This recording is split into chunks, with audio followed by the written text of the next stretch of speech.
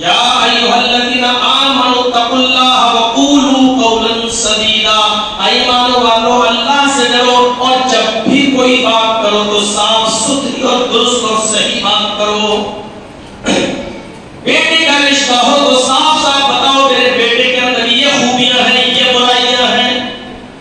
بیٹی کا رشتہ ہو تو صاف صاف بتاؤ میری بیٹی اتنے بجے اٹھتی ہے، یہ کھاتی ہے، یہ پکاتی ہے، اتنا آرام کرتی ہے، اور اس کے اندر یہ خوبیاں ہیں اور یہ برائیاں ہیں۔ ہر چیز کے اندر میرے پیارے ساتھیوں بات صاف ستھری ہونی چاہیے۔ اسی کو قرآن نے کہا قولاً سدیدا کہا ہے، قولاً صحیحا نہیں کہا کہ جب بھی بات کرو تو صحیح بات کرو، یہ نہیں کہا اللہ نے، بلکہ کہا جب بھی بات کرو تو صاف ستھری اور سیدھی بات کرو۔ نبی اکرم صلی اللہ علیہ وسلم کے پاس ایک صحابی آتے ہیں اور عرض کرتے ہیں کہ اللہ کے رسول ہمیں کوئی ایک ایسی دعا بتا دیجئے یا ایسا عمل بتا دیجئے جب میں اس دعا کو پڑھوں یا اس عمل یا اس کام پر عمل کروں جو آپ مجھے بتائیں تو وہ قبول ہو جائے، میں مستجاب الدعوات بن جاؤں، میرے منہ سے جو بھی دعا نکلے اللہ اس کو قبول کر لے۔ تو اللہ کے نبی صلی اللہ علیہ وسلم نے اس کو جو جملہ استعمال کیا اس کے لیے آپ نے جو اس کو جو طریقہ بتایا وہ دو جملوں میں یہ تھا کہ حرام کا لقمہ چھوڑ دو اور حلال روزی کھانا شروع کر دو۔ لقمہ حلال کو اپنا منصور بنا لو، لقمہ حلال کو اپنا اٹھنا بیٹھنا بنا لو، حلال روزی کھانے والے بن جاؤ اور حرام مال سے توبہ کر لو، اس سے دوری بنا لو، مال حرام کا کوئی لقمہ تمہارے حلق کے نیچے نہ جانے پائے، تم مستجاب الدعوات ہو جاؤ گے، اللہ رب العالمین تمہاری دعائیں قبول کرنے لگے گا۔ بڑی اہمیت ہے ہماری عبادتوں سے جڑا ہوا مسئلہ ہے یہ۔ مال حرام کھا رہے ہیں نماز قبول نہیں ہو رہی، مال حرام کھا رہے ہیں دعا قبول نہیں ہو رہی ہے ہماری، مال حرام کھا رہے ہیں ہماری جو نسلیں پیدا ہو رہی ہیں اولادیں ان کی تربیت اچھی نہیں ہو رہی ہے۔ کچھ دن پہلے بارابنکی کے ڈیرا میں جلسہ ہوا تھا میرا، میں نے کہا جب ہمارے احباب حلال روزی کھایا کرتے تھے اور اپنی بیویوں کو حلال لقمہ کھلایا کرتے تھے تو ان کے پیٹوں سے جو بچے پیدا ہوتے تھے وہ ابن تیمیہ، ابن قیم، احمد ابن حنبل، امام مالک یہ سب بن کر نکلتے تھے، اور جب سے ہم نے مال حرام کھانا شروع کیا اور اپنی بیویوں کو کھلانا شروع کیا تو آج جو اولادیں پیدا ہو رہی ہیں وہ ٹک ٹاک پر ناچنے والے اور گانے والے، اور ہماری جو بیٹیاں پیدا ہو رہی ہیں وہ انسٹاگرام پر ٹک ٹاک پر ناچنے اور گانے والیاں اپنے سروں سے دوپٹے اتار کر نئے اور فیشن دار کپڑے پہن کر نئی نئی ویڈیو بنا کر غیروں کی زینت بنی ہوئی ہے۔ آج ایسی بیٹیاں ہمارے گھروں میں پیدا ہو رہی ہیں، یہ کلمہ سچ سننا پڑے گا، یہ ساری کی ساری دین ہے اسی مال حرام کی، جو کھا رہے ہیں اور کھلا رہے ہیں یہ اسی کی دین ہے۔ بادشاہ نے کہا ادھر آؤ، میرے پاس آؤ، میری بات سنو۔ امام محترم جواب دیتے ہیں اے بادشاہ سلامت، یہ اللہ کا گھر ہے، میں ان بچوں کو قرآن پڑھا رہا ہوں اور آپ کی اہمیت قرآن سے بڑھ کر نہیں ہے کہ میں قرآن کی تعلیم چھوڑ کر آپ کے پاس آؤں، آپ ملنے آئے تو آپ کو انتظار کرنا ہوگا اس وقت تک جب تک ان بچوں کو میں قرآن کا درس پورا کا پورا نہ دے دوں۔ سوچا تھوڑی بہت بات ہوگی، اس وقت امام محترم درس دے رہے تھے، والا ذکر اللہ اکبر، اللہ کا ذکر بڑی چیز ہے، اور ذکر دیتے دیتے کہنے لگے بچوں جب تم کہتے ہو اللہ اکبر، جب تم نے اللہ کو سب سے بڑا مان لیا ہے تو جب تم اللہ کو سب سے بڑا مانو گے تو تمہارے دل میں آٹومیٹک ساری چیزیں چھوٹی نظر آئیں گی۔ اس لیے یہ قرآن کی آیت یہ بتا رہی ہے کہ اللہ کو جب سب سے بڑا مان لو تو دنیا کی ہر چیز اللہ کے مقابلے میں چھوٹی ہے۔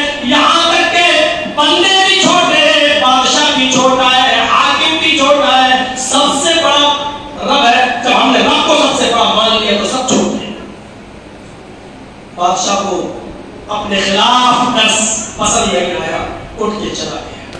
اس کے بعد اپنے کسی قاصد کو 500 ہزار سونے کے دینار دے کر بھیجے اور کہا جاؤ ظہر کی نماز جب وہ پڑھائیں اس وقت ان کو 100 دینار سونے کے دینا، 100 دینار 1000 دینار ان کو سونے کے دینا، شاید 1000 دینار کے بعد ان کا معاملہ ہمارے لیے نرم ہو جائے اور ہمارے خلاف فتویٰ دینا چھوڑ دے۔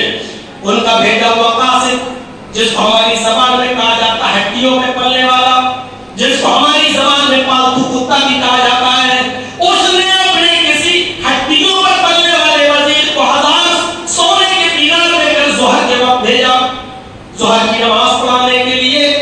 علامہ شمس الدین جب آگے بڑھتے ہیں، نماز پڑھاتے ہیں، نماز پڑھانے کے بعد مقتدیوں کی طرف چہرہ کرتے ہیں تو وزیر نے ان کے سامنے 1000 دینار پیش کر دیے کہ یہ بادشاہ نے دیے ہیں، یہ تمہاری اصلاح حال کے لیے، تمہارے گھر و مکان بنانے کی اور تمہارے بچوں کی شادی کی ذمہ داری سب بادشاہ کے اوپر ہے، اس کو قبول کر لو، اس 1000 دینار کو لے لو۔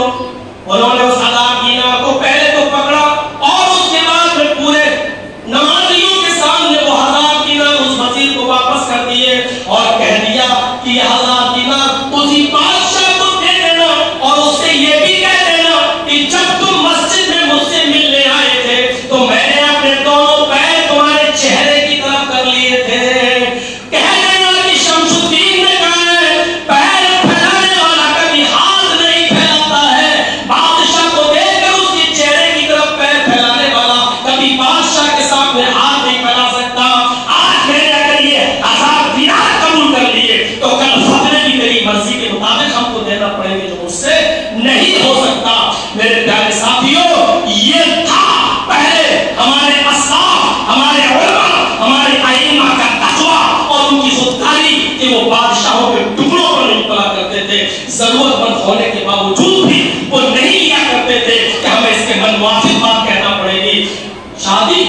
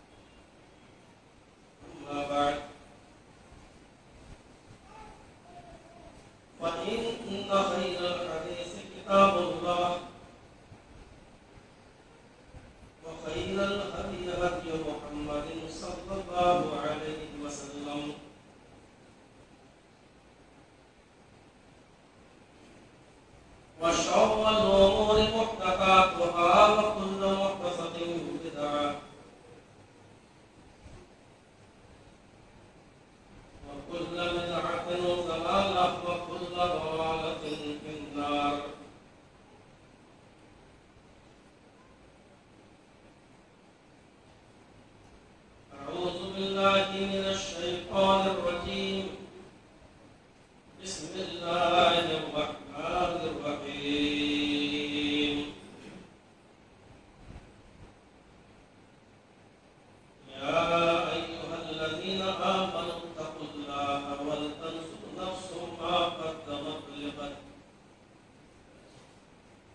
اشرح لي صدري ويسر لي امري واحلل عقدة من لساني يفقهوا قولي.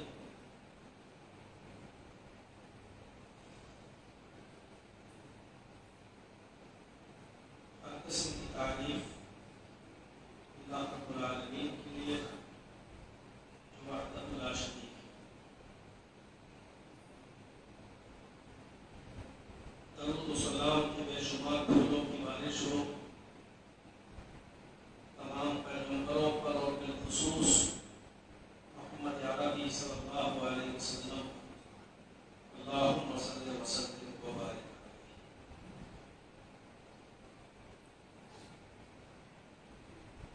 پرسوں بدھ کے روز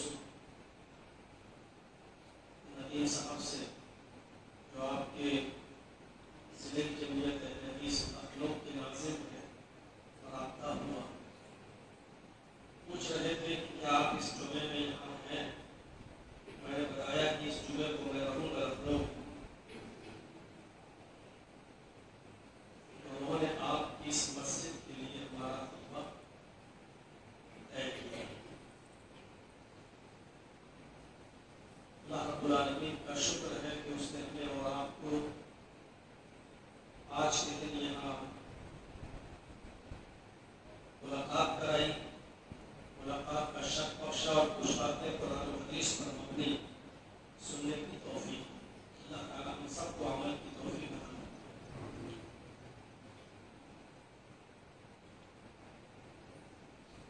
اب تو یہ تھا کہ محرم کی مناسبت سے کچھ باتیں آپ کے سامنے کہی جاتی، لیکن چونکہ وہ موضوع اتنا طویل ہے اور اتنا تفصیل طلب ہے کہ وہ ہمارے 25-30 منٹ کے خطبے میں مناسب نہیں ہے کہ اس کو کہاں سے شروع کیا جائے اور کہاں پر ختم کیا جائے. لمبی اور طویل اس کی تاریخ ہے اور اس میں خرافاتیں بھی ہوتی ہیں. کبھی تفصیل سے گفتگو ہو تو اس موضوع پر ہم آپ کے سامنے یہ باتیں رکھیں گے. میں نے قرآن کریم کی جو آیت کا ٹکڑا آپ کے سامنے پیش کیا ہے اسی مناسبت سے کچھ باتیں رکھنا چاہتا جو وقت کی ایک اہم ضرورت ہے.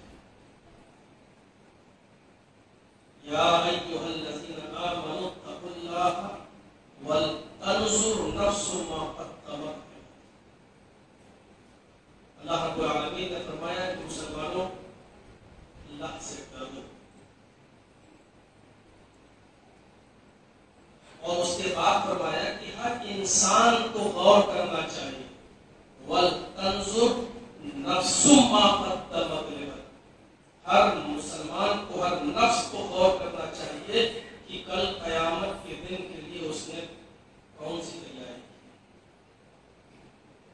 دنیا میں انسان بہت تیاری کرتا ہے. ہماری بیٹی 15 سال کی ہو جاتی ہے، 18 سال 20 سال کی عمر میں ہمیں اس کی شادی کرنا ہے. ہم 15 سال کی عمر کے بعد سے ہی اس کی تیاریاں کرنا شروع کر دیتے ہیں.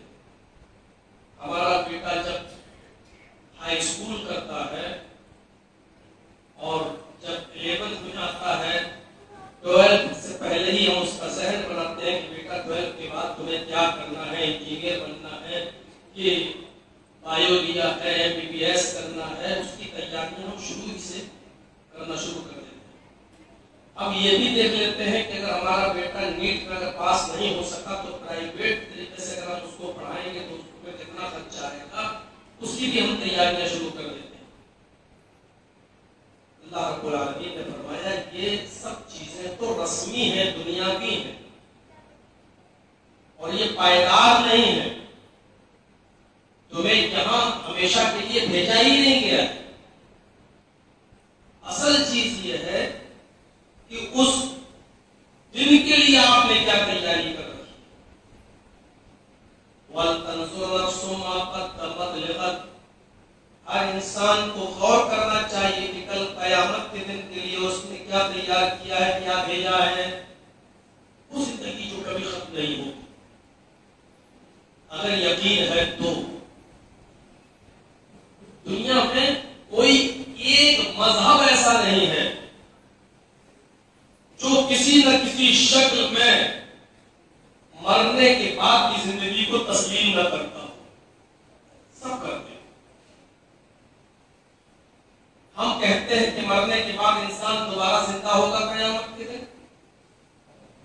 کچھ لوگ یہ عقیدہ رکھتے ہیں کہ نہیں، مرنے کے بعد انسان اچھے کرم کیے ہوں گے تو پھر انسان بن کر جنم لے گا، اور اگر اس نے برے کرم کیے ہوں گے دنیا میں تو وہ اپنے کرموں کے مطابق کتا، بلی، چوہا، بندر یہ سب بنے گا.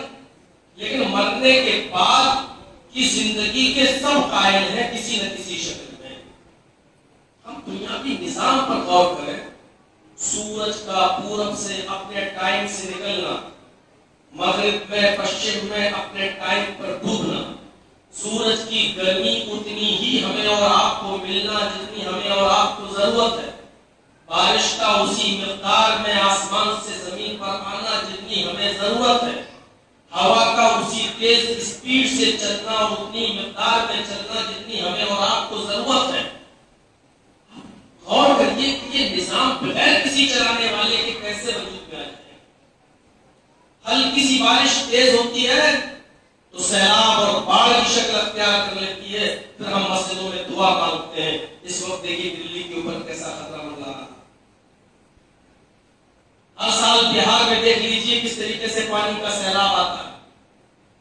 ہوا تھوڑی سی اپنی اسپیڈ سے تیزی اختیار کر لے، تھوڑا سا تیز اسپیڈ سے اور آگے بڑھ جائے تو وہ آندھی کی شکل اختیار کر لیتی ہے.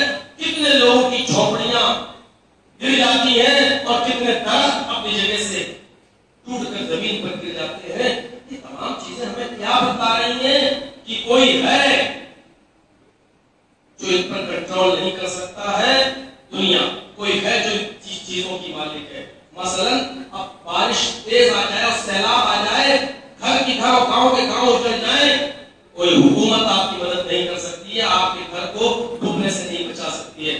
بھلے ہی وہ بعد میں بنا دے مکان، بھلے ہی وہ آپ کی مالی تعاون کر دے، لیکن اس آفت اور مصیبت سے آپ کو چھٹکارا نہیں دے سکتی ہے. اس کا مطلب یہ ہے کوئی جو یہ باور کرانا چاہ رہا ہے، یہ تسلیم کرانا چاہ رہا ہے کہ دیکھو سپر پاور میں ہی ہوں. اگر تم اپنے مکان کو بچا سکتے ہو تو بچاؤ، اگر تم اپنے آپ کو بچا سکتے ہو تو بچاؤ.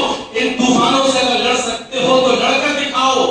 اپنی بستیوں کو سیلاب میں ڈوبنے سے بچا سکتے ہو تو بچا کر دکھاؤ.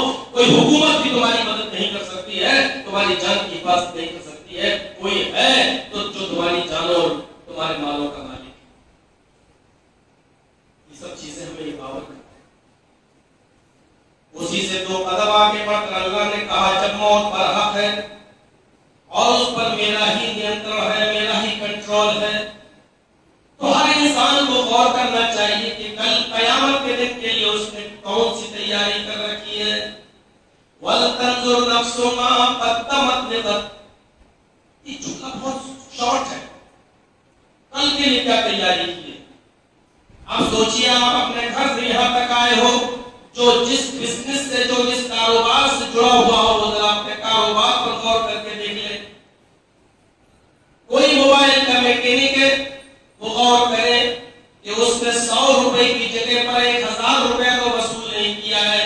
اپنے پاس آنے والے کسٹمر کو بے وقوف تو نہیں بنایا ہے کہ اس میں یہ چیز خراب ہو گئی، یہ چیز پڑے گی، اور پڑھنا اس میں کچھ نہیں تھا. اب اگر اس نے 100 روپے کی جگہ پر 1000 وصول کیے ہیں، وہ سوچے کہ اس نے کل قیامت کے دن کے لیے آج کیا تیار کیا ہے. کسان کھیت سے جڑے ہوئے ہیں، اگر آپ اپنی کھیتی و باڑی کے بارے میں سوچئے. اگر آپ آم کے کاشتکار ہیں تو دیکھیے کہ آپ نے ان ٹوکریوں میں جو آم بھرتے ہیں، آپ نے سڑا ہوا اور بیکار قسم کا آم کتنا نیچے رکھا ہے اور اچھا قسم کا آم کتنا اوپر رکھا ہے، اور مارکیٹ میں آپ نے کس چیز کی سپلائی کی ہوئی ہے. آپ نے کل قیامت کے دن کے لیے کون سی تیاری کی ہوئی ہے. نبی اکرم صلی اللہ علیہ وسلم کا حال تو یہ بخاری شریف کی روایت ہے کہ آپ ایک گلہ اور اناج بیچنے والے کے پاس پہنچ جاتے ہیں، اس سے اس کی بھاؤ قیمت پوچھتے ہیں. اس نے بتایا، آپ نے اس اناج کے اندر اس کے ڈھیر کے اندر جب ہاتھ ڈالا تو وہ اندر سے وہ اناج گیلا تھا، اوپر سے خشک تھا. پوچھا آپ نے ایسا کیوں کیا؟ اس نے کہا اللہ کے نبی کل بارش ہو گئی تھی اس لیے یہ مال بھیگ گیا تھا، میں نے اس بھیگے ہوئے مال کو اوپر نیچے رکھ دیا اور سوکھا ہوا کچھ اناج نیچے اوپر ڈال دیا۔ آپ نے کہا یہ دھوکہ دینا ہے، آپ کا مال اگر بھیگ ہی گیا تھا تو آپ کو یہ چاہیے تھا کہ بھیگا ہوا مال اوپر رکھ دے تاکہ کسٹمر کو دھوکہ نہیں ہوتا۔ جتنا بھی تم شام تک کماؤ گے سارا کا سارا حرام کمائی ہوگی، حرام کا مال ہوگا۔ اور کرو نبی اکرم صلی اللہ علیہ وسلم کی تعلیم ہمیں یہ بتا رہی ہے کہ ہم کسی کو بزنس میں دھوکہ نہیں دے سکتے۔ ہم غور کریں کہ اپنی زندگی کے اندر ہم کیا کیا کر رہے ہیں۔ اسی کو اللہ نے کہا یا ایھا الذین آمنوا اتقوا اللہ ولتنظر نفس ما قدمت لغد۔ مسلمانوں تم اللہ سے ڈرو اور ہر انسان کو غور کرنا چاہیے کہ کل قیامت کے دن کے لیے اس نے کون سی تیاری کی ہوئی ہے۔ ہر چیز کے اندر صاف ستھری بات، یا ایھا الذین آمنوا اتقوا اللہ وقولوا قولا سدیدا، ایمان والو اللہ سے ڈرو اور جب بھی کوئی بات کرو تو صاف ستھری اور درست اور صحیح بات کرو۔ بیٹے کا رشتہ ہو تو صاف صاف بتاؤ میرے بیٹے کے اندر یہ خوبیاں ہیں یہ برائیاں ہیں۔ بیٹی کا رشتہ ہو تو صاف صاف بتاؤ میری بیٹی اتنے بجے اٹھتی ہے، یہ کھاتی ہے، یہ پکاتی ہے، اتنا آرام کرتی ہے اور اس کے اندر یہ خوبیاں ہیں اور یہ برائیاں ہیں۔ ہر چیز کے اندر میرے پیارے ساتھیوں بات صاف ستھری ہونی چاہیے۔ اسی کو قرآن نے کہا قولا سدیدا کہا ہے، قولا سدیدا نہیں کہا کہ جب بھی بات کرو تو صحیح بات کرو، یہ نہیں کہا اللہ نے، بلکہ کہا جب بھی بات کرو تو صاف ستھری اور سیدھی بات کرو۔ سدید کہا ہے، عربی زبان میں سدید کا لفظ تسدید السہم سے نکلتا ہے۔ تسدید السہم، کمان میں تیر لگاتے ہیں آپ، سہم کے معنی تیر کے، اور جب کمان میں تیر لگا کر جب آپ چھوڑتے ہیں تو وہ تیر سیدھے وہیں جاتا ہے جہاں آپ نے نشانہ لگایا ہے۔ وہ تیر دائیں بائیں نہیں ہو سکتا ہے، بالکل سیدھے جہاں آپ نے نشانہ لگایا اسی جگہ پر لگتا ہے۔ تب عربی میں کہا جاتا ہے اس کو تسدید السہم، تیر کا اپنے نشانے پر لگنا، اسی سے آیا ہے سدید۔ قولا سدیدا، بات جب کرو تو بالکل من موافق بات کرو، سامنے والے کے مطلب کے مطابق بات کرو، ایسی بات کرو جس کے دو معنی نہ ہو۔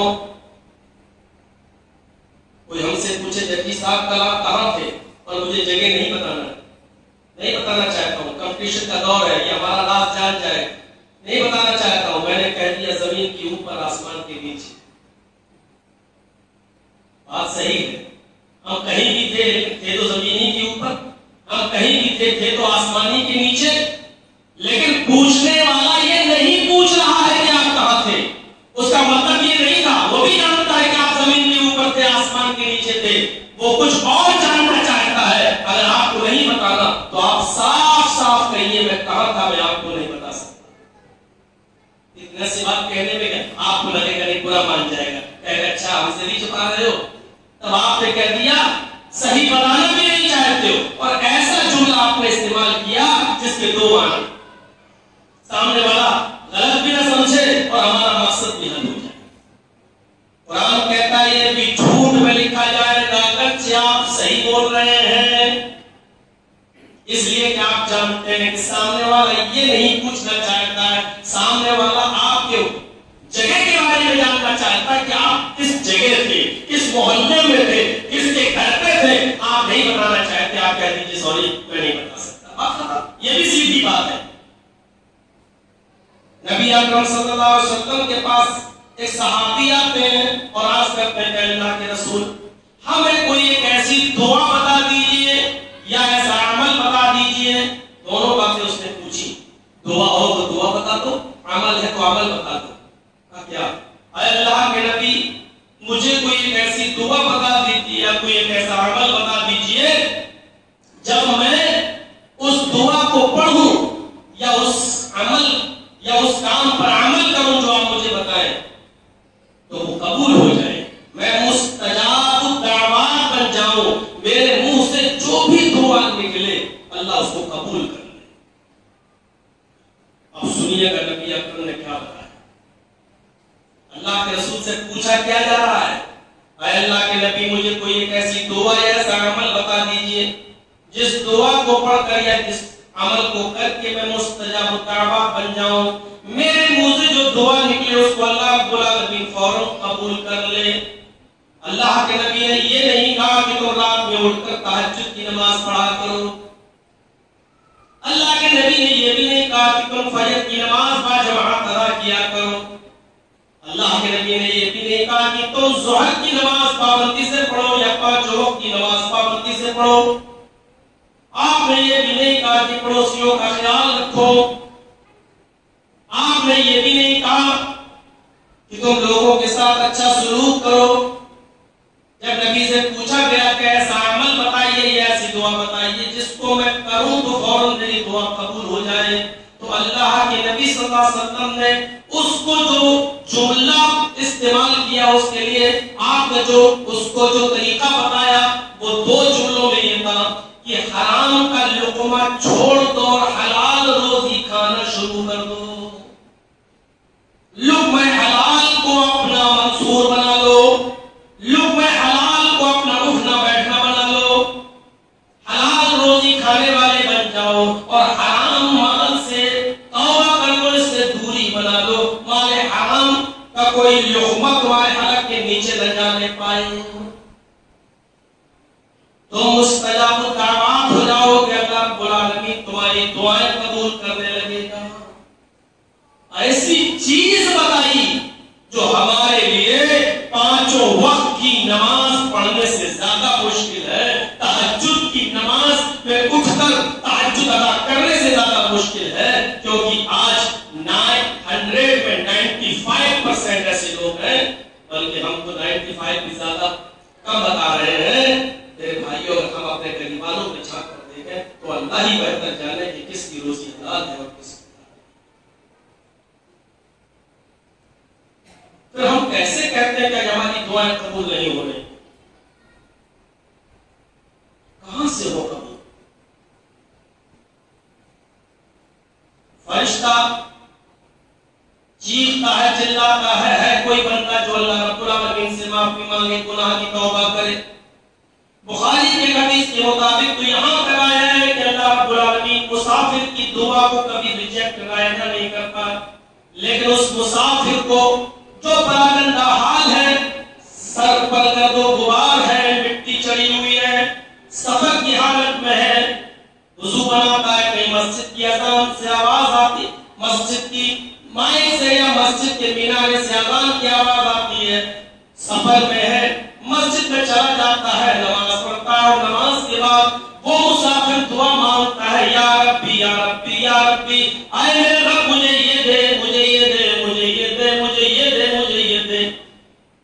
اوپر سے آواز آتی ہے، مطعمہ حرام ومشربہ حرام وملبسہ حرام۔ اے فرشتوں بتاؤ، یہ آدمی مجھے پکار رہا ہے، مجھ سے دنیا بھر کی تمام ڈیمانڈیں کر رہا ہے کہ یہ دے، یہ دے، یہ دے، اور میں چاہتا ہوں کہ اس کو دوں، لیکن مطعمہ حرام، اس کا کھانا حرام کا، ومشربہ حرام، جو پی کر آیا ہے وہ بھی حرام کا، وملبسہ حرام، اور جو لباس پہن کر آیا ہے، جو کپڑا، وہ بھی مال حرام کا، وغذی بالحرام، اس کے جسم میں جو خون دوڑ رہا ہے وہ بھی مال حرام کا، فَأَنَّى يُسْتَجَابُ لِذَلِكَ۔ اے فرشتوں تم ہی بتاؤ کہ ہم اس کی دعا کو کہاں سے قبول کر لیں؟ اس کے جسم میں جو خون دوڑ رہا ہے وہ حرام مال سے پروان چڑھا ہے، حرام مال سے بڑا بھلا بھولا ہے، ہم اس کی دعا سنیں تو کہاں سے سنیں؟ ریجیکٹ کر دیتا ہے اللہ اس مسافر کی دعا۔ ان اللہ طیب یقبل الطیب، اللہ پاک ہے اور پاکی کو پسند کرتا ہے، وہ نہیں چاہتا کہ کوئی بندہ حرام لقمہ کھا کر ہمارے دربار میں، ہمارے گھر میں آئے اور ہم سے کچھ مانگے۔ اسلام میں رزق حلال کی بڑی اہمیت ہے۔ وہ واقعہ آپ نے اپنی مسجد کے امام اور خطیبوں سے سنا ہوگا، حضرت ابوبکر صدیق نے ایک ہی تو کھجور کھا لیا تھا، اپنے غلام کا لایا ہوا، اور غلام سے پوچھا کہ کہاں سے لائے ہو؟ تو کہا کھانے کے بعد پوچھ رہے ہو، روزانہ تو پہلے پوچھتے تھے۔ کہا کہ وہ مجھے بھوک زیادہ لگی تھی، روزانہ محنت کر کے لاتے تھے، آج بھی محنت کر کے لائے ہوگے اس لیے میں نے کھا لیا یہ سوچا۔ آپ روزانہ محنت کر کے لاتا تھا، آپ پوچھتے تھے، میں بتا دیتا تھا، آپ کھاتے تھے۔ اور آج جب میں نے محنت ہی نہیں کی تو آپ نے پوچھا بھی نہیں اور کھا لیا۔ جب اس نے بتایا کہ میں نے کسی سے کہانت گڑی تھی، کسی کی بیوی کا پیٹ بڑا دیکھا تو میں نے اس کو دیکھ کر کہہ دیا تھا کہ بھابھی کو بیٹا ہوگا۔ اس نے کہا تمہیں کیسے معلوم؟ میں بہت پہنچا ہوا ہوں، پیٹ دیکھ کر بتا دیتا ہوں کہ پیٹ میں لڑکا یا لڑکی۔ آج 2 مہینے کے بعد ہمارے اسی دوست کے گھر میں بیٹا پیدا ہوا، وہ ماں نے خوشی کے اچھل گیا، وہ بہت بڑا مجھے پہنچا ہوا سمجھنے لگا، وہ بہت بڑا مجھے کرامت والا سمجھنے لگا۔ وہ جان گیا کہ میں بہت پہنچا ہوا انسان ہوں۔ اس نے کھجور لا کر تحفے میں مجھے دے دیے تھے، یہ وہی کھجور تھا جو میں لے کر آیا تھا۔ حضرت ابوبکر صدیق کہتے ہیں ماں کے پیٹ میں کیا ہے اس کا علم تو صرف اللہ کو ہے، تمہیں تو نہیں معلوم تھا۔ اس نے کہا یہ تو اندھیرے میں نے تیر چلایا تھا، دھول میں لاٹھی ماری تھی اور نشانے پر لگ گیا۔ کہا پانی لاؤ، غلام پانی لے کر آیا۔ حضرت ابوبکر صدیق نے تینوں یہ حلق میں ڈالی اور طے کیا، پھر پانی پیا، پھر طے کیا، بار بار پانی پیتے گئے، طے کرتے گئے، کچھ کھجور نکلتا رہا، پھر پانی پیتے رہے، پھر طے کرتے رہے، اس وقت تک پانی پیتے رہے اور اس وقت تک انگلی ڈال کر طے کرتے رہے جب تک یقین نہیں ہو گیا جتنا کھجور کھایا تھا وہ سارا کا سارا نکل گیا ہوگا۔ جب یقین ہو گیا کہ اب نکل گیا ہوگا، اس کے بعد فرماتے ہیں حرام کا جب کوئی ایک لقمہ کھاتا ہے اللہ تعالیٰ اس کے دل کو سیاہ ایک نقطہ بٹھا دیتا ہے، کالے رنگ کا ایک نقطہ، جیسے ہم لوگ فل اسٹاپ لگاتے ہیں، فل اسٹاپ، بس ایسے ایک نقطہ اس کے دل پر کالے رنگ کا بٹھا دیتا ہے۔ اگر وہ توبہ کر لیتا ہے تو اللہ تعالیٰ اس نقطے کو مٹا دیتا ہے، اگر اس کو توبہ کی توفیق نہیں ہوتی تو وہ نقطہ جو کالے رنگ کا ہے وہ بڑھتے بڑھتے بڑھتے بڑھتے پھیلتے پھیلتے پورے دل کو سیاہ اور پورے دل کو کالا کر دیتا ہے۔ اور جب انسان کا پورا دل کالا ہو جاتا ہے تو پھر اس کو پرواہ نہیں ہوتی کہ میرے پاس جو مال آ رہا ہے وہ حلال کا ہے حرام کا، آنے دو، جہاں سے بھی آ رہا ہے اس کی کوئی حیثیت نہیں، دیکھا جائے گا مرے۔ بڑی اہمیت ہے ہماری عبادتوں سے جڑا ہوا مسئلہ ہے یہ۔ مال حرام کھا رہے ہیں، نماز قبول نہیں ہو رہی، مال حرام کھا رہے ہیں، دعا قبول نہیں ہو رہی ہے ہماری، مال حرام کھا رہے ہیں، ہماری جو نسلیں پیدا ہو رہی ہیں اولادیں ان کی تربیت اچھی نہیں ہو رہی ہے۔ کچھ دن پہلے بارہ بنکی کے ڈیرا میں جلسہ ہوا تھا میرا، میں نے کہا جب ہمارے احباب حلال روزی کھایا کرتے تھے اور اپنی بیویوں کو حلال لقمہ کھلایا کرتے تھے تو ان کے پیٹوں سے جو بچے پیدا ہوتے تھے وہ ابن تیمیہ، ابن قیم، احمد ابن حنبل، امام مالک، یہ سب بن کر نکلتے تھے۔ اور جب سے ہم نے مال حرام کھانا شروع کیا اور اپنی بیویوں کو کھلانا شروع کیا تو آج جو اولادیں پیدا ہو رہی ہے وہ ٹک ٹاک پر ناچنے والے اور گانے والے، اور ہماری جو بیٹیاں پیدا ہو رہی ہیں وہ انسٹاگرام پر ٹک ٹاک پر ناچنے اور گانے والیاں اپنے سروں سے دوپٹے اتار کر نئے اور فیشن دار کپڑے پہن کر نئی نئی ویڈیو بنا کر غیروں کی زینت بنی ہوئی ہے۔ آج ایسی بیٹیاں ہمارے گھروں میں پیدا ہو رہی ہیں، یہ کڑوا سچ سننا پڑے گا، یہ ساری کی ساری دین ہے اسی مال حرام کی، جو کھا رہے ہیں اور کھلا رہے ہیں یہ اسی کی دین ہے۔ کہاں سے تقویٰ نام کی کوئی چیز نہیں؟ سوچئے حضرت ابوبکر صدیق نے پورا کا پورا کھجور اپنے حلق سے طے کر کے نکال دیا، پھینک دیا۔ تحفہ دینا اور تحفہ لینا جائز ہے شریعت میں۔ اللہ کے نبی صلی اللہ علیہ وسلم فرماتے ہیں تحفہ دیا کرو، اور اگر کوئی تمہیں تحفہ دے تو تحفہ لیا کرو۔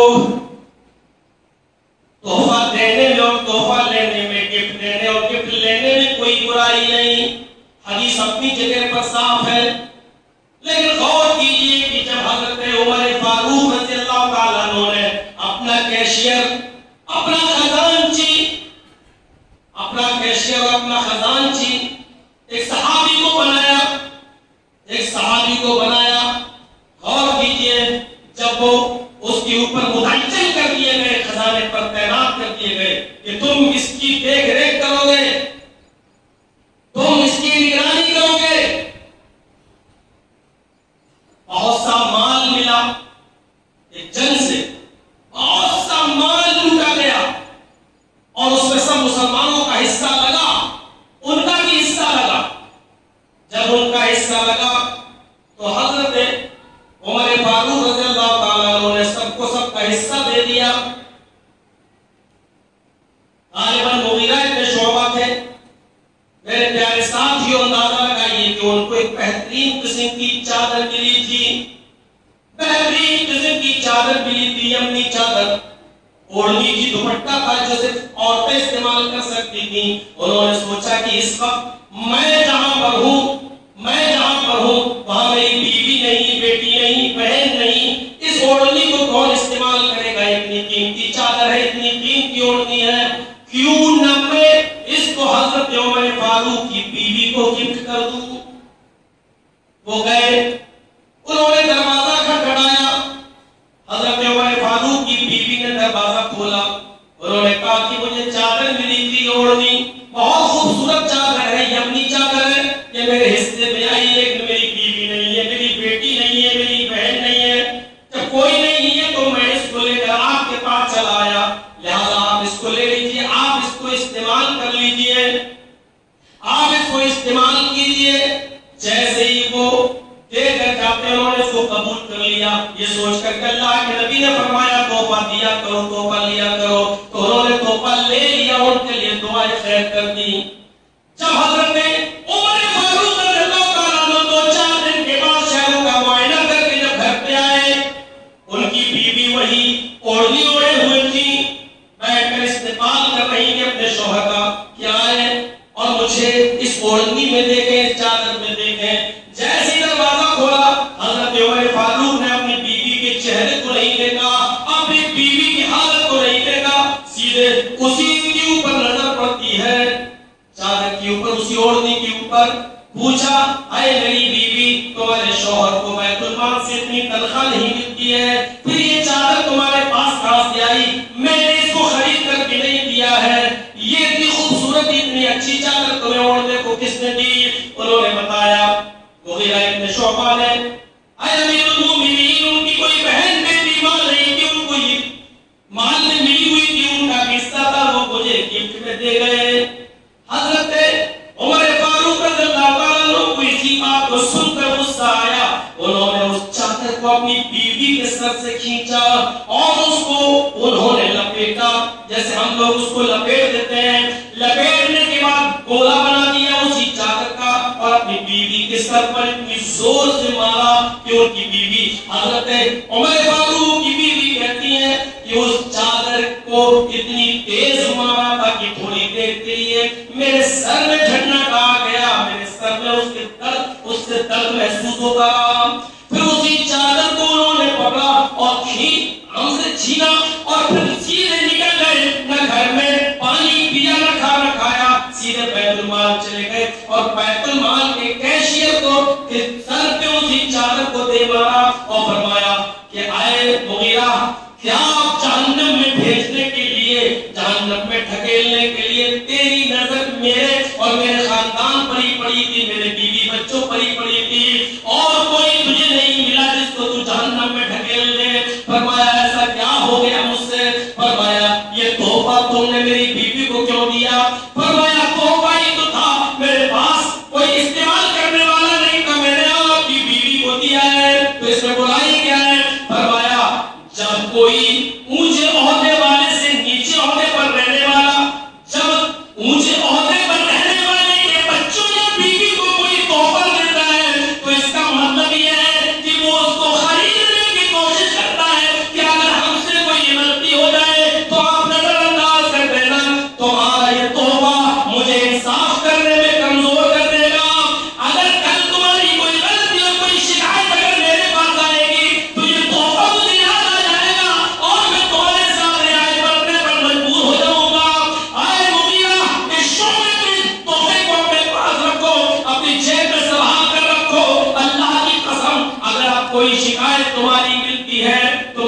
تمہیں ڈبل سزا دوں گا، میں ایک ایسی سزا نہیں دوں گا، اب میں تمہیں ڈبل سزا دوں گا۔ اس کے اندر ہوشیاری سے کام کرنا، اگر ایک بھی شکایت تمہیں ملے تمہاری اگر مجھے ملے گی تو میں اس پر ڈبل سزا دوں گا، ڈبل سزا۔ میرے بھائیوں، اس لیے تحفہ نہیں لیا کہ کل اگر تم نے کوئی جرم کر دیا تو تمہارا دیا ہوا تحفہ مجھے یاد رہے گا اور میں اس احسان کے تلے دبا رہوں گا اور تمہارے ساتھ میں سچا انصاف نہیں کر سکتا۔ میرے پیارے ساتھیوں، یہ واقعات ہمیں بتا رہے ہیں کہ کس طریقے سے بچا جاتا تھا۔ عدل و انصاف میں بھی تقویٰ، ادھر بھی تقویٰ، کھانے پینے میں بھی تقویٰ۔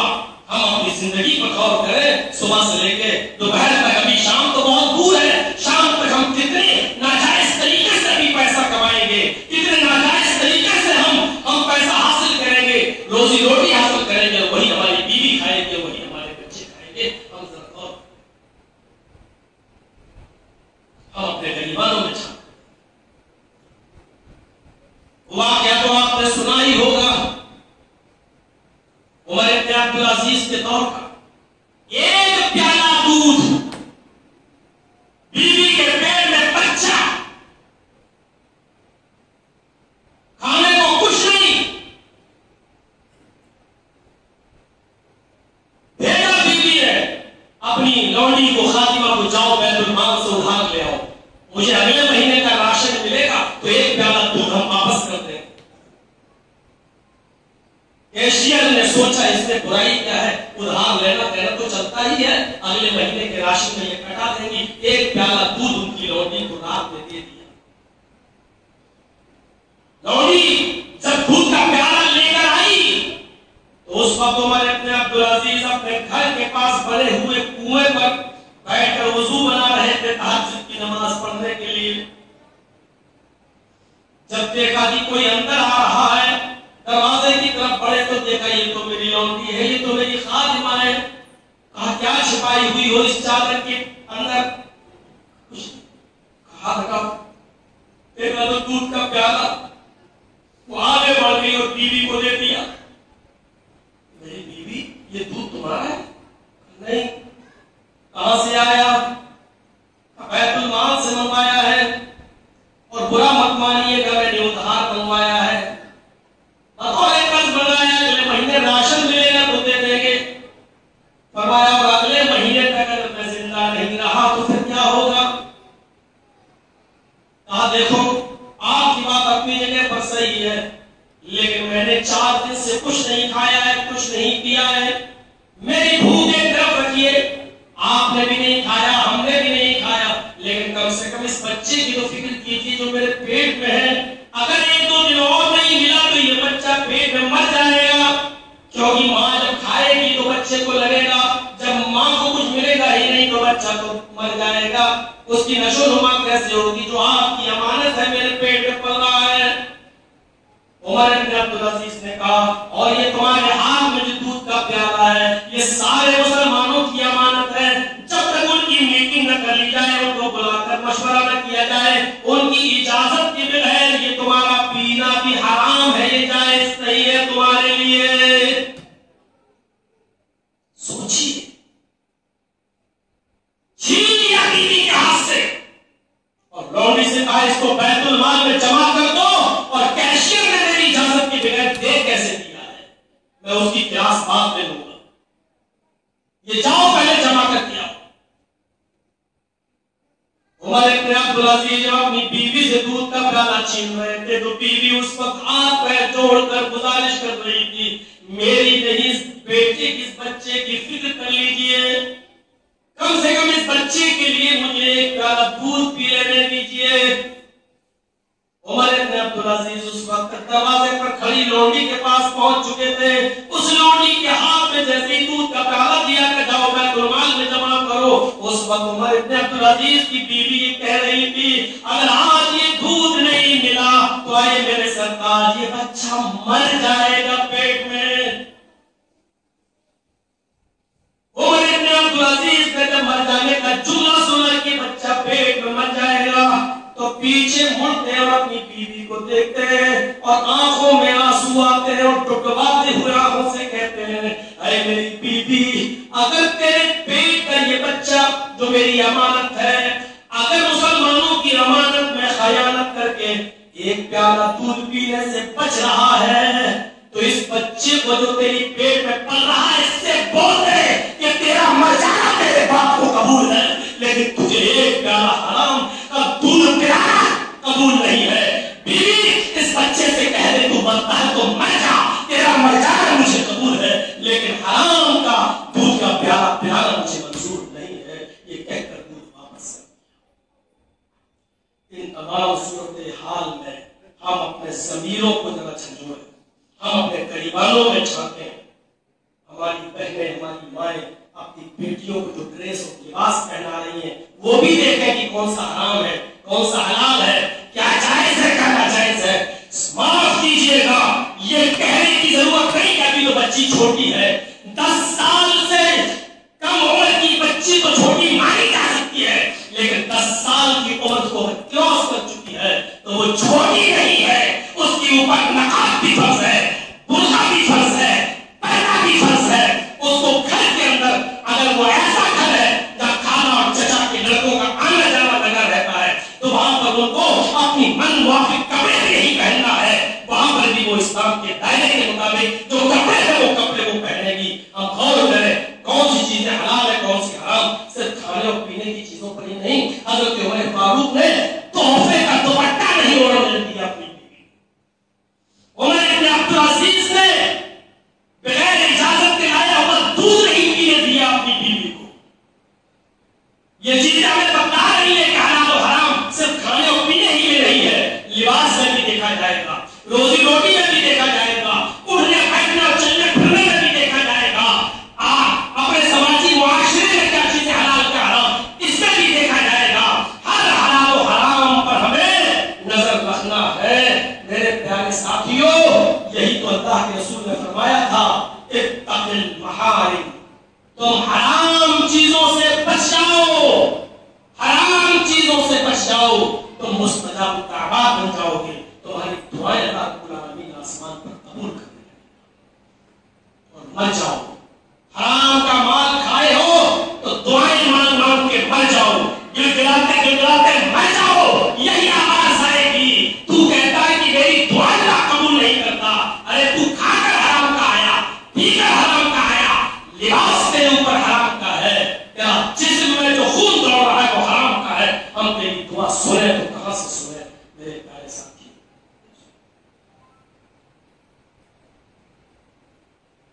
ہمیں غور کرنا چاہیے. ایسے ایسے لوگ اس دنیا میں گزرے ہیں جو بڑے بڑے خلیفاؤں کے سامنے قرآن پڑھا رہے ہیں، ان کی کمر میں درد ہے اور بادشاہ جب آیا تو ہم سے ملنے نہیں آئے ہو، سلام کرنے نہیں آئے ہو، تو کہا جب مجھے ضرورت ہی نہیں ہے تو ہم سلام کرنے کیوں آئے؟ بادشاہ کو آنا پڑا، مسجد کا دروازہ چھوٹا تھا، جھک کر جانا پڑا. یہ بچوں کو پڑھا رہے ہیں، بچوں کو پڑھا رہے ہیں. اس نے دیکھا بادشاہ مسجد کے اندر چلا آیا ہے، اس کے 500 باڈی گارڈ تلوار لے کر باہر کھڑے ہوئے ہیں. آج میرا آخری دن ہے. بادشاہ نے کہا ادھر میری بات سنو. انہوں نے اپنے پیر بادشاہ کی طرف کر دیے، انہوں نے اپنے پیر بادشاہ کی طرف کر دیے. بادشاہ نے کہا ادھر آؤ، میرے پاس آؤ، میری بات سنو. امام محترم جواب دیتے ہیں اے بادشاہ سلامت، یہ اللہ کا گھر ہے، میں ان بچوں کو قرآن پڑھا رہا ہوں اور آپ کی اہمیت قرآن سے بڑھ کر نہیں ہے کہ میں قرآن کی تعلیم چھوڑ کر آپ کے پاس آؤں. آپ ملنے آئے تو آپ کو انتظار کرنا ہوگا اس وقت تک جب تک ان بچوں کو میں قرآن کا درس پورا کا پورا نہ دے دوں. سوچا تھوڑی بہت بات ہوگی. اس وقت امام محترم درس دے رہے تھے، وَلَا ذِكْرُ اللَّهِ أَكْبَرُ، اللہ کا ذکر بڑی چیز ہے. اور ذکر دیتے دیتے کہنے لگے بچوں جب تم کہتے ہو اللہ اکبر، جب تم نے اللہ کو سب سے بڑا مان لیا ہے تو جب تم اللہ کو سب سے بڑا مانو گے تو تمہارے دل میں تمہیں ساری چیزیں چھوٹی نظر آئیں گی. اس لیے یہ قرآن کی آیت یہ بتا رہی ہے کہ اللہ کو جب سب سے بڑا مان لو تو دنیا کی ہر چیز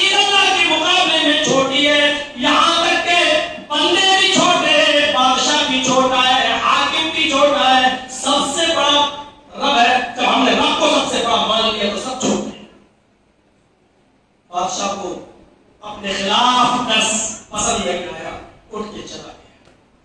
پھر اس نے دوسرا حلوہ استعمال کیا، کچھ دنوں کے بعد اپنے کسی قاصد کو 500,000 سونے کے دینار دے کر بھیجے اور کہا جاؤ ظہر کی نماز جب وہ پڑھائیں اس وقت ان کو 100 دینار سونے کے دینا، 1000 دینار ان کو سونے کے دینا، شاید 1000 دینار کے بعد ان کا معاملہ ہمارے لیے نرم ہو جائے اور ہمارے خلاف فتویٰ دینا چھوڑ دے۔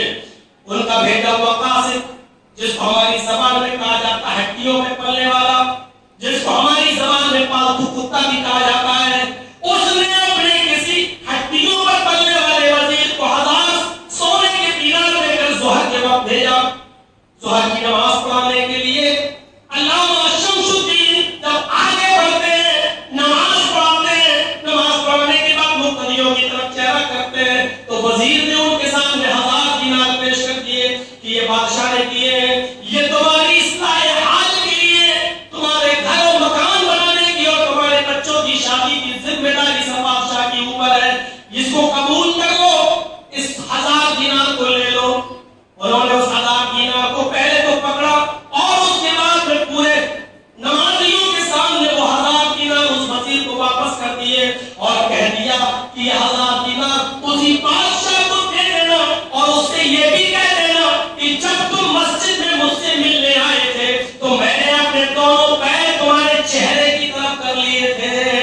کہہ دینا کہ شمس الدین نے کہا ہے پیر پھیلانے والا کبھی ہاتھ نہیں پھیلاتا ہے، بادشاہ کو دیکھ کر اس کے چہرے کی طرف پیر پھیلانے والا کبھی بادشاہ کے سامنے ہاتھ نہیں پھیلا سکتا۔ آج میں نے اگر یہ 1000 دینار قبول کر لیے تو کل فتوے بھی میری مرضی کے مطابق ہم کو دینا پڑیں گے جو مجھ سے نہیں ہو سکتا۔ میرے پیارے ساتھیوں، یہ تھا پہلے ہمارے اسلاف، ہمارے علماء، ہمارے ائمہ کا تقویٰ اور ان کی خودداری کہ وہ بادشاہوں کے ٹکڑوں پر نہیں پڑا کرتے تھے، ضرورت مند ہونے کے باوجود بھی وہ نہیں لیا کرتے تھے کہ ہمیں اس کے من موافق بات کہنا پڑے گی۔ شادی جب اللہ نے بچے دیے تو شادی کا انتظام بھی وہ کرے گا، اللہ نے اس دنیا میں اتارا ہے تو رزق بھی وہ دے گا، یہ توکل ہوتا ہے میرے بھائیوں۔ اور یہی دعوت ہے جماعت اہل حدیث کی، یہی دعوت ہے قرآن کی، یہی دعوت ہے منہج سلف کی، یہی دعوت ہے ہماری کہ اللہ کے علاوہ کوئی معبود نہیں ہے، عبادت اس کی ہوگی اور محمد رسول اللہ کے علاوہ ہمارا کوئی امام نہیں، اطاعت اور اتباع کی صرف جناب محمد رسول اللہ کی ہوگی۔ جس طرح اللہ کے علاوہ کسی کی عبادت جائز نہیں، اسی طرح محمد رسول اللہ کے علاوہ کسی کی اطاعت بحیثیت دین جائز نہیں۔ جس طرح اللہ کے معبود ہونے کے بعد کوئی کسی غیر کی عبادت کرے وہ شرک بالتوحید ہے، شرک باللہ ہے، اسی طرح جو محمد رسول اللہ کو چھوڑ کر کسی بزرگ، کسی پیر، کسی ولی اور کسی امام کی اتباع کرے وہ شرک بالرسالت کا مرتکب ہے، وہ رسول کے ساتھ شرک کر رہا ہے۔ اللہ کے ساتھ شرک کرنا بھی حرام، رسول کی اتباع کو چھوڑ کر غیر کی اتباع کرنا بھی حرام۔ یہ ہے ہماری دعوت، یہ ہے ہمارا منہج، یہ ہے ہمارا عقیدہ، یہ ہے ہمارا ایمان۔ جس کو پسند آئے بارک اللہ، جس کو پسند آئے وہ چھوڑ کے چلا جائے۔ دنیا میں بہت ہے جو تمہاری مرضی کے موافق فتوے دیں گے، بہت ہے جو بکیں گے، بہت ہے جو 1000 روپے میں آج حکومت کے موافق بول رہے ہیں، ڈبیٹوں میں جا رہے ہیں، ہار کے آ رہے ہیں، ان کی مرضی کے موافق فتوے دے رہے ہیں، ڈبیٹوں میں جا رہے ہیں، چینلوں میں جا رہے ہیں، 5,000 روپے میں وہ اپنی حیا، اپنا ایمان، اپنا دین اور اپنا قرآن اور اپنے حدیث کو سودا کر کے آئے۔ اپنا محمد رسول اللہ اور اللہ کا نہیں، اپنا بنایا ہوا قرآن، اپنے بنائے ہوئے حدیث جس کو وہ حدیث سمجھ رہے اس کا سودا کر کے آ رہے ہیں۔ میرے بھائی جو ایسے تمہیں بہت مل جائے گا اس دنیا میں، عبادت ہوگی تو صرف اللہ کی اور اطاعت ہوگی تو صرف رسول اللہ کی۔ میرے بھائیوں، یہ چند طرف تھا، جملوں میں پیغام تھا میرا جو میں نے ٹوٹے ٹوٹے الفاظوں میں آپ کے سامنے رکھا ہے۔ اللہ رب العالمین ہمیں حلال رزق کمانے کی توفیق عطا فرمائے، ہمیں اور ہمارے بچوں کو اور بیوی کو حلال روزی کھلانے کی توفیق عطا فرمائے۔ ہمارے اللہ ہمیں آدھی روٹی نصیب ہو لیکن حلال کی ہو۔ اللہ ہمارے بچوں پر رزق حلال کے اثرات کو عطا فرما دے۔ اللہ ہم نے جانے انجانے میں بہت حرام مال کھایا ہے، اللہ اس کے پورے اثرات سے ہماری بیوی بچوں کو محفوظ فرما دے۔ اے اللہ مرتے وقت ہمیں کلمہ نصیب فرما دے۔ اے اللہ جب تک تو ہمیں زندہ اسلام کو زندہ رکھنا اور جب ہمارا خاتمہ ہو ولله البلاغ المبين وآخر دعوانا الحمد